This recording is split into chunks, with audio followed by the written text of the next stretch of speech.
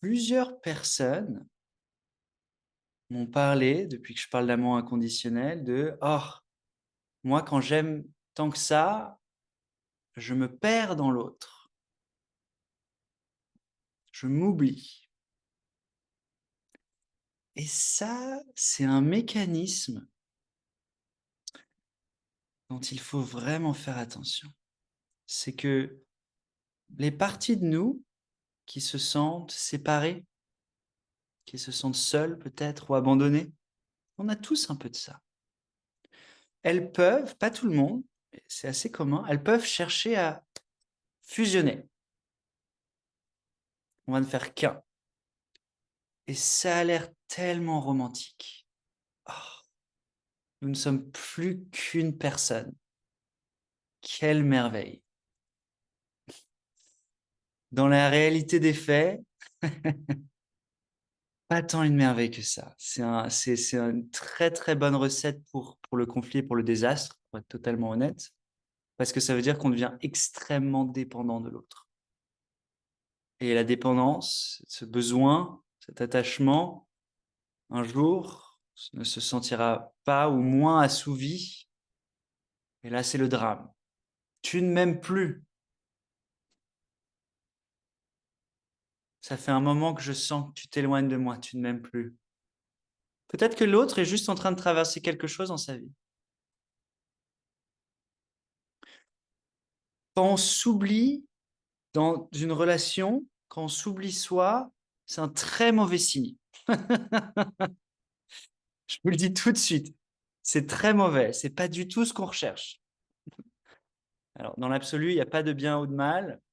Dans le paradigme qu'on cherche à avoir une relation saine, épanouissante, c'est terrible. Et il y a cet adage, vous savez, qui est, je pense, incroyablement important, qui dit: «Pour être heureux à deux, il faut savoir être heureux tout seul».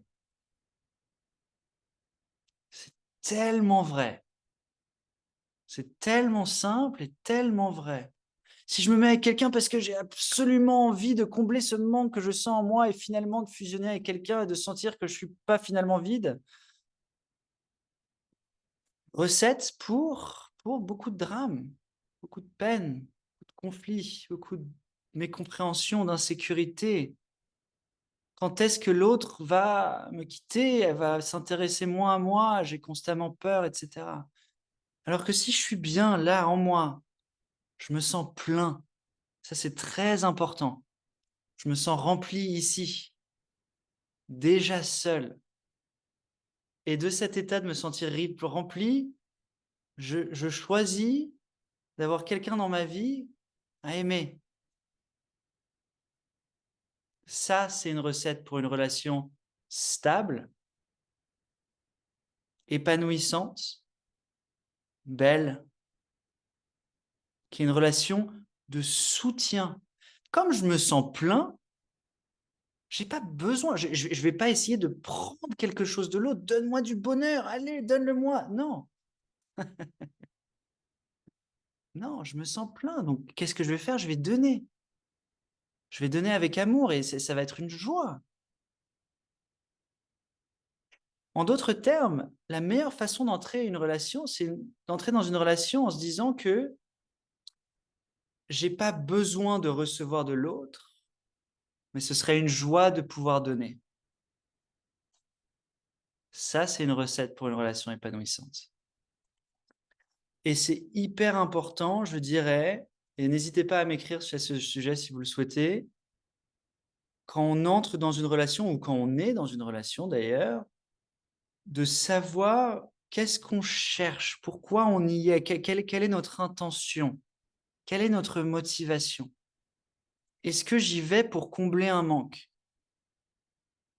À l'intérieur de moi, je me sens pas assez, je me sens vide. Du coup, j'y vais pour combler un manque.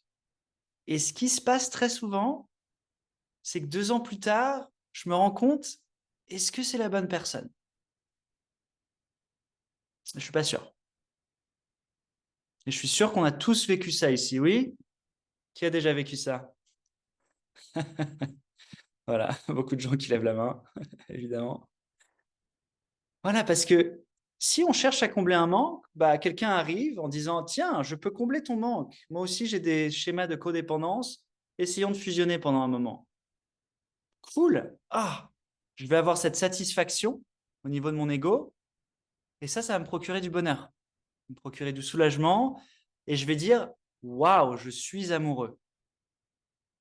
Mais en fait, on n'a pas choisi l'autre parce qu'on souhaitait vraiment l'autre. On a choisi d'être dans cette relation pour combler un manque en nous.